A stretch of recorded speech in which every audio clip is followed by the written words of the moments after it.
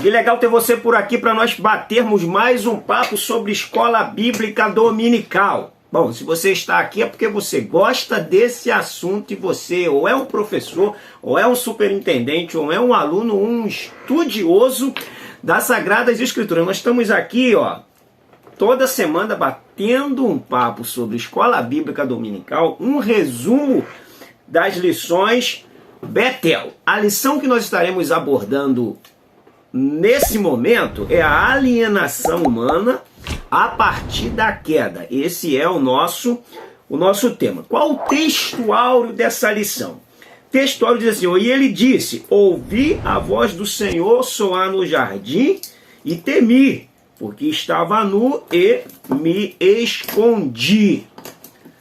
E a verdade aplicada diz assim: o pecado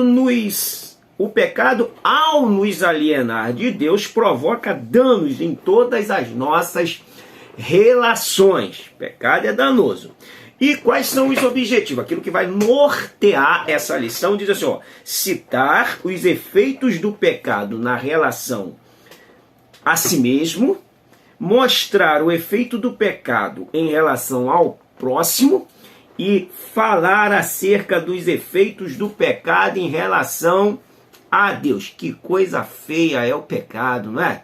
Bom, se você entrou aí e não é inscrito ainda, eu já quero lhe pedir, não deixe de se inscrever. É proibido você entrar e não dar um joinha, tá bom? Deixe o seu comentário, concorda, discorda, acrescente, dê uma sugestão de vídeo aí pra gente fazer de um assunto aí teológico, um debate, não sei, tá bom? E compartilha esse vídeo. Em nome de Jesus. Vamos lá, olha só.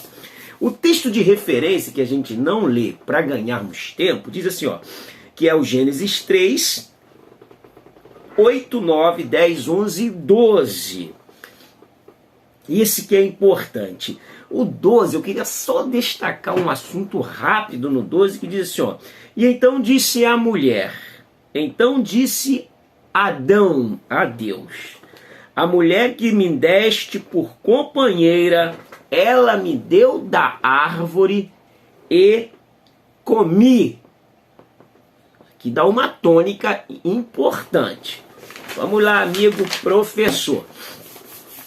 A introdução dessa lição, na lição anterior estudamos sobre o maravilhoso relacionamento com Deus, com o homem antes da queda. Nesta veremos a consequência do pecado em relação a Deus. Bom, nós estamos falando de uma vida de relação, de intimidade com Deus, e agora nós vamos falar de uma vida separada de Deus. Que coisa triste é viver uma vida sem Deus. Alienação em relação a si mesmo.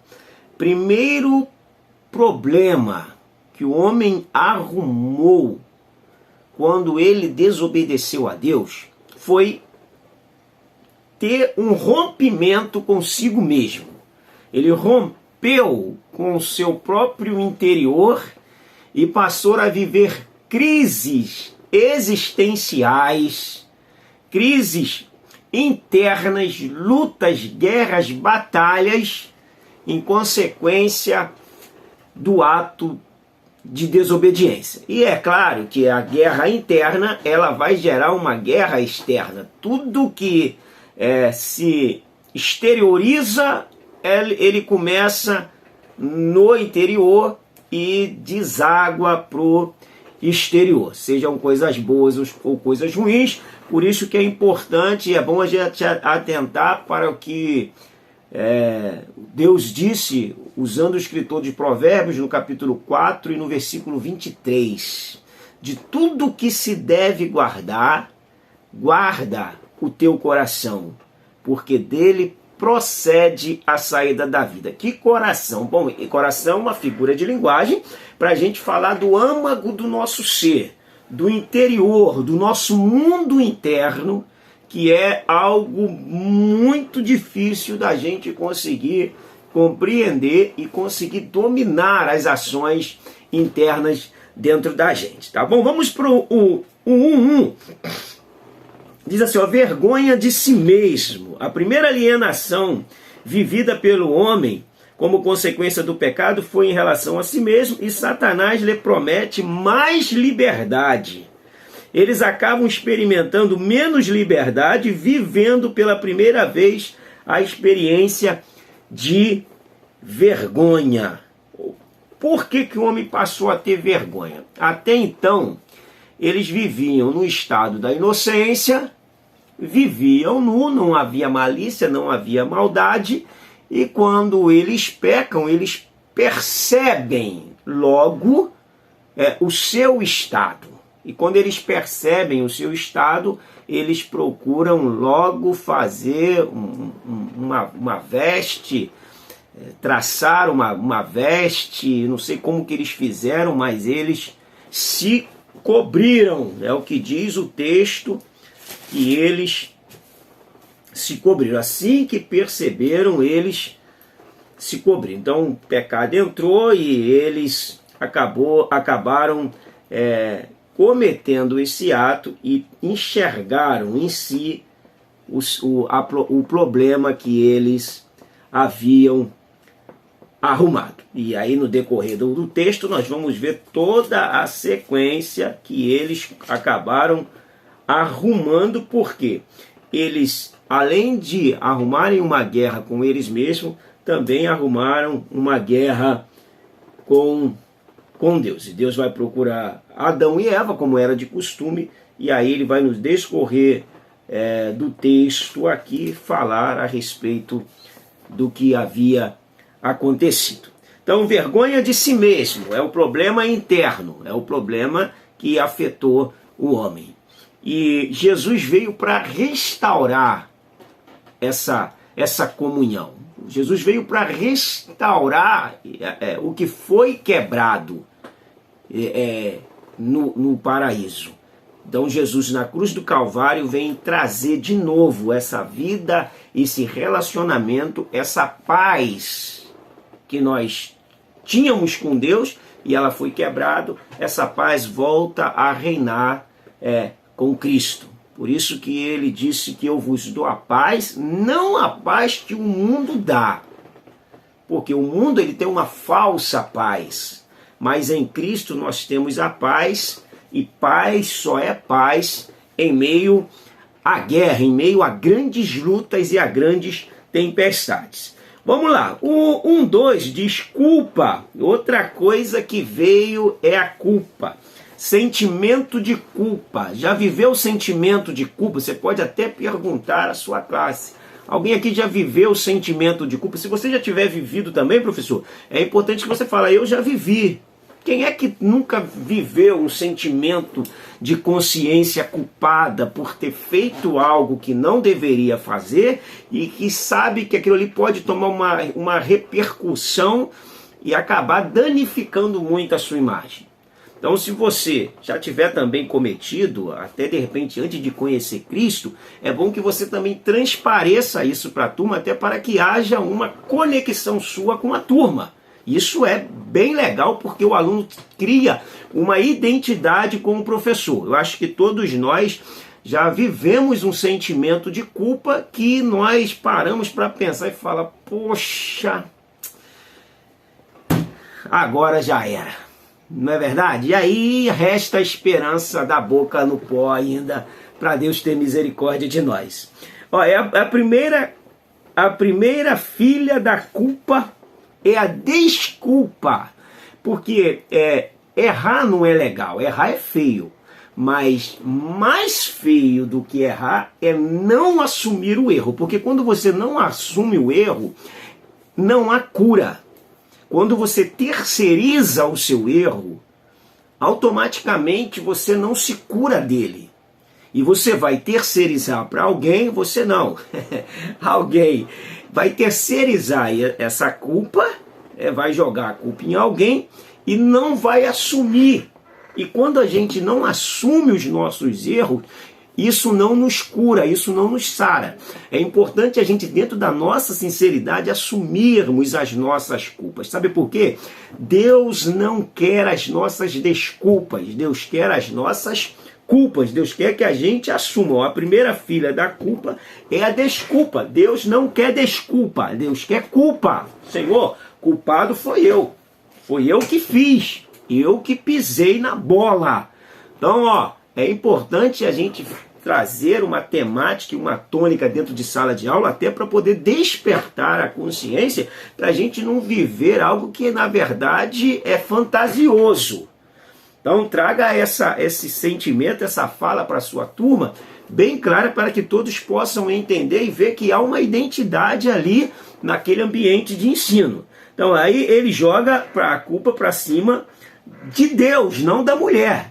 Porque a mulher acaba ficando ainda em outra opção. Ele falou, a mulher que me deste, o 3,12, a mulher que me deste por companheira, ela me deu da árvore e eu comi. É como se nas entrelinhas Adão dissesse para Deus, Senhor, se o Senhor não tivesse me dado essa mulher, eu não teria pecado. Senhor, eu pequei porque essa mulher está aqui e essa mulher quem me deu foi o Senhor. Eles não assumiram a culpa. Ao invés de eles falarem para Deus, Senhor, eu e Eva, a varoa que o Senhor me deu, ficamos batendo um papo ali na árvore. Por quê? Se a gente ler o texto, o verso 6, diz assim, ó, e vendo a mulher que a árvore era boa para se comer, e agradável aos olhos, e árvore desejável. Então, em si já havia na árvore algo que atraía. Já havia na árvore algo que levou ambos para perto da árvore. Ela fala assim, desejável para dar entendimento, tomou-lhe do fruto e comeu, e deu também ao seu marido, e ele comeu.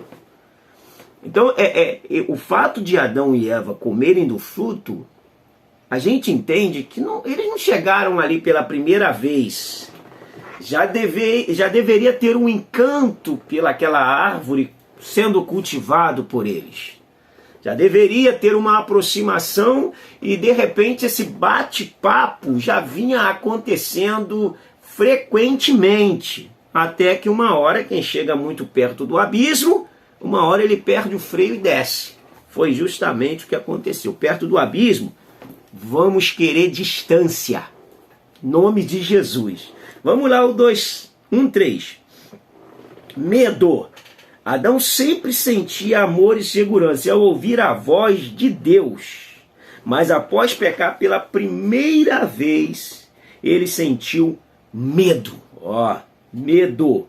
Antes de Deus provar para Adão que ele estava errado, por não confiar nele, o próprio Adão descobriu isso por causa da vergonha e culpa e sentiu imediatamente após comer o fruto. Ele sentiu medo por se certificar que o morrerás realmente era a verdade. Então nós desenvolvemos cada vez mais fobias que terapeutas não têm dado conta. Primeira vez que aparece a palavra medo na Bíblia é quando eles pecam e eles se escondem porque estava chegando o momento de Deus estar ali com eles conversando, porque o texto diz que na viração do dia Deus estava ali para falar com Adão e Eva. E naquele momento eles se escondem e Deus chega para eles e chama eles. E abriram-se os olhos, então eles fizeram, eles estavam nos cozeram, deixa eu sublinhar aqui, esse cozeram folhas de figueira. Eu vou entrar num detalhe aqui. Eles costuraram folhas de figueira e fizeram para si uma veste. Não sei se eles usaram cipó, qual foi a linha que fez com que eles cozessem ali, mas eles fizeram roupas de figueiras e fizeram cintas para si. Por isso pode ter sido um cipó, né? E de repente, eu não sei como funciona isso, mas é bem provável que possa ser assim. Há até quem diga que por eles, após comerem o fruto, perceberem que estava nu, cozeram folhas de figueira, poderia ser a figueira. a árvore. Mas isso é uma tese, dá até uma lógicazinha, porque logo eles pegam folha de figueira, que eles poderiam, o bate-papo poderia ser por ali mesmo, mas isso não passa de uma tese, mas dá uma ideiazinha aí de longe. Então eles fazem cinta, eles cosem cintas de folha de figueira para cima. E quando ouviram a voz do Senhor, que é no 8, do Senhor Deus que andava no jardim pela viração do dia, esconderam-se da presença do Senhor Deus, o homem e sua mulher, por entre as árvores do jardim. Eles foram para trás das árvores e se esconderam, como se alguém pudesse se esconder de Deus. Olha que como eles perderam até o senso da onipresença de Deus.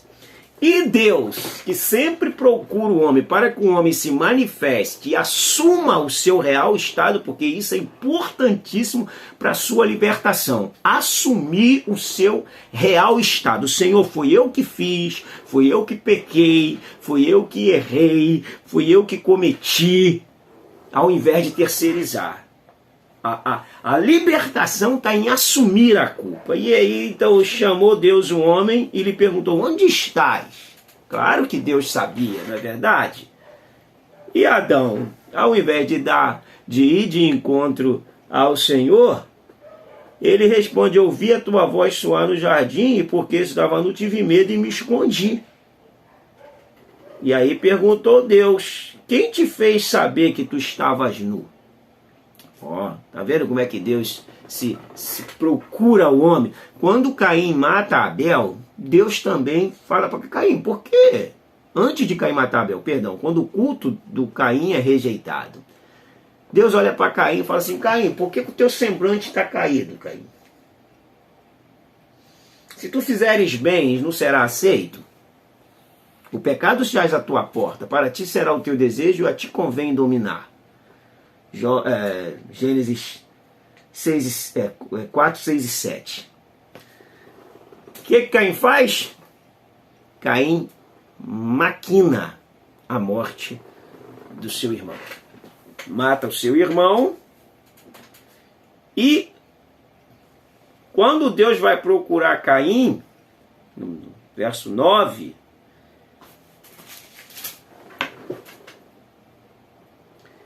diz Deus a Caim: onde está o seu irmão Abel?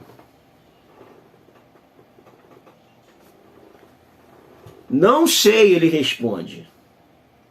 Acaso sou eu tutor do meu irmão? Olha que coisa. Deus dando a oportunidade de Caim falar assim: Senhor, eu matei meu irmão por inveja. Era o momento do externar, do confessar a culpa. Ele vai e fala: sou eu tutor do meu irmão? E ele recebe a punição por não reconhecer e não se humilhar diante de Deus. Então sempre se humilhar é a melhor opção. Vamos ao 2. A gente também entende isso aqui, que todo pecado contra um homem, ele afeta a Deus. Primeiramente, Deus é afetado. A gente vê isso no próprio filho pródigo, bebe água aí, que quando ele peca, ele sai de casa e ele, depois de desmanjar tudo, ele fala assim: eu vou voltar para casa do meu pai e vou falar assim: pai, eu pequei contra o céu e perante o Senhor. Todo pecado afeta primeiramente o céu. Tá bom? O 2 diz alienação em relação ao próximo. Então, além do pecado ter gerado uma alienação do homem consigo mesmo, gerou também uma alienação com o próximo, o que explica todos os nossos desajustes sociais. Olha que coisa. Todos os nossos desajustes sociais. Desestabilizou tudo. Coisa terrível é o pecado. E a gente tem que conviver com esse inimigo conosco o tempo todo, lutando contra ele, matando ele. E não é Deus que mata ele para nós, é nós que devemos pegá-lo na unha.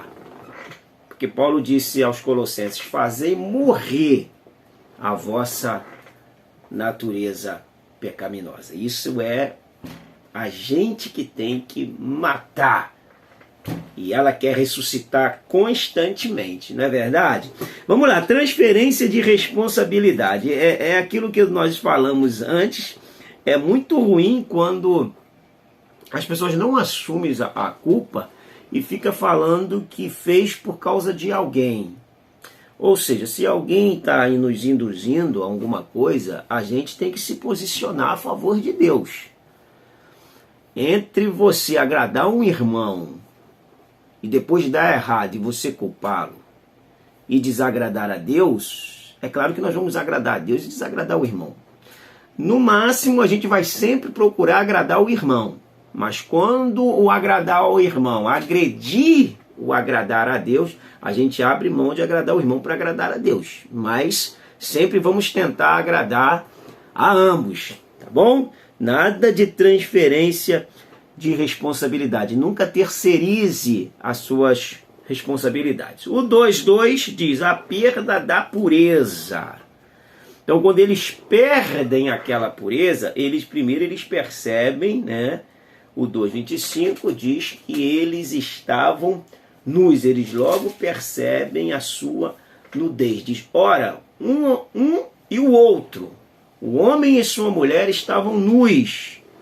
E eles não se envergonhavam. Eles estavam ali num estado de inocência. Não havia pecado, então não havia vergonha.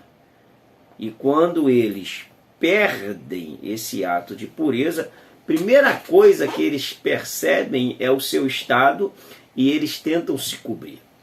Essa cobertura, essa roupa que eles fazem, que não surte o efeito necessário, fala muito da justiça própria, de alguém que tenta viver uma vida piedosa sem ter a roupa, a nova vestimenta que Cristo nos oferece.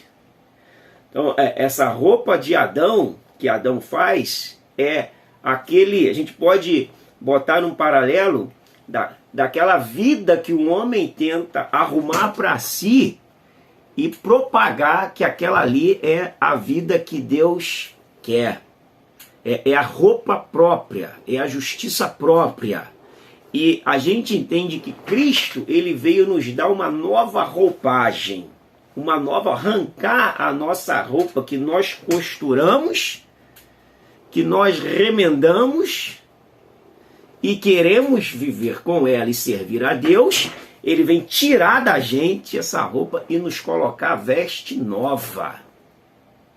E nos colocar a veste nupcial.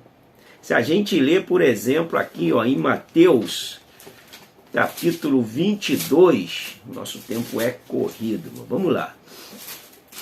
Mateus, que fala das parábolas das bodas, Mateus capítulo 22, quando não veio, e eles vão para lá buscar, a gente vai ver que há um homem ali que não tem veste nupcial. Então, vai dizer que o reino dos céus é semelhante a um rei que celebrou as bodas de seu filho, então enviou seus servos, seus convidados, mancaram um banquete, e foi grande aquele banquete. O rei ficou irado porque ele enviou as tropas que exterminou aqueles assassinos, ele incendiou a cidade, então os seus servos estão prontos. É o decorrer do texto que a gente não tem muito tempo para falar. E o 11 fala que, entrando, porém, o rei para ver os que estavam à mesa, notou ali um homem que não trazia veste nupcial. Notou ali um homem que não trazia veste nupcial, mas trazia a veste que Adão fez. Só para a gente entender. Para entrar ali, tu tinha que ter a veste da casa. Ele estava com a veste que Adão fez. E perguntou-lhe, amigo, como entraste aqui sem veste nupcial? Vou sublinhar aqui de novo veste nupcial. E ele emudeceu. E então ordenou ao rei e aos serventes: amarrai-o aos pés e mão, e lançai-o para fora nas trevas. E ali haverá choro e ranger de dentes, porque muitos são chamados e poucos são os escolhidos. Para a gente entender melhor, parafraseando esse texto, para a gente não cair de repente numa teologia calvinista, e pode ser de repente até a pergunta numa sala de aula, caso você a utilize, muitos são convidados, seria a forma melhor de a gente entender isso aqui. Muitos são convidados, mas poucos aceitam o convite. Esse aqui chegou lá sem veste nupcial, com a veste que Adão fez, ele falou: não, essa veste aí não serve para o evento. A mesma coisa é nós para servirmos a Deus. A gente precisa da veste que Ele nos dá para nós servirmos e não ir tentar servi-lo com as nossas próprias vestes. Deu para entender? Se não deu, deixa o seu comentário. Se deu, deixa também. Vamos lá. Relações conflituosas, do 2:3. Na teologia da salvação, nós aprendemos que Deus já tinha determinado que Adão fosse o cabeça da humanidade e a representasse. Isso inclui Eva, né? Adão e Eva, ambos ali, cabeça da humanidade. Porém, a julgar pelo que Deus disse a Eva após o pecado: e o teu desejo será para o teu marido e ele te dominará. Esta relação original entre homem e mulher não chega nem perto do melhor quadro que possamos viver como casais hoje em dia. As relações conflituosas sobre submissão e insubmissão sempre marcarão os relacionamentos entre casais como consequência desta alienação social por causa do pecado. É importantíssimo, né, a gente entender que a personalidade hoje se diverge demais por causa da relação de pobreza espiritual. Então, a pobreza espiritual, ela prejudica o relacionamento, e a santidade, ela enobrece um relacionamento. Para a gente entender melhor esse ponto, as relações conflituosas geralmente fruto de uma casa onde está faltando santidade e busca a Deus. Quanto mais nós tivermos de Deus, menos nós vamos ter de nós mesmos. Vamos lá. O 3 diz: alienação em relação a Deus. Então, alienação conosco, para nós não perdermos o foco. Alienação conosco, alienação com o próximo e alienação com Deus. Desconfiança sobre o amor. É importante entender que o pecado de Eva e Adão sugere nele antes de comer do fruto. Tiago ensina sobre isso. É verdade, Tiago ensina sobre isso. A concupiscência dos olhos é que começa, antes de materializar a ação, eles começaram a pecar dentro de si. O desejo, aquilo que nós falamos no início, toda ação é a materialização de um pensamento. Então eles começaram a ambicionar, a cobiçar, a viver em prol daquilo ali, e isso foi causando muitos males para eles, até que eles acabam caindo no conto do vigário. Se a gente atentar para uma coisa aqui que é muito importante, é que antes dele cometer, eles já haviam pecado moralmente e pecado espiritualmente pelo que eles já vinham fazendo, e a sentença era morrer, primeiro se separar de Deus, morte espiritual, depois passar a morrer fisicamente. Aí eu vou fazer uma pergunta para você aqui. Você me responde. Depois, de repente, eu faço um vídeo para a gente falar sobre isso. A pergunta é: o que é a morte? Você já parou para analisar o que é a morte? Como você definiria a morte? Para eu entender. Vamos discutir esse assunto, de repente, num outro vídeo? Vamos aproveitar esse momento. Eu tenho umas ideias aqui que talvez a gente Ou vamos construir uma ideia nova juntos, ou vamos desconstruir uma ideia velha. Tá bom? Ó, um ponto importante aqui é a gente entender que eles caem naquele fato que João, na sua primeira epístola, no capítulo 2, aquilo que a gente chama de a tríplice tentação. Capítulo 2, versículo 15, diz assim: não ameis o mundo, primeira epístola de João, nem o que no mundo, nem as coisas que há no mundo. Se alguém amar o mundo, o amor do Pai não está nele. O 16 diz: porque tudo que há no mundo, a concupiscência da carne, ou seja, o desejo carnal descontrolado, a concupiscência dos olhos, ou seja, a ambição pelaquilo que está vendo, e a soberba da vida, não procede do Pai, mas procede do... O que aconteceu com Eva? Olha só, e Adão? Concupiscência dos olhos. Olhou, a árvore era boa, hein? A árvore era bela, a fruta era bela.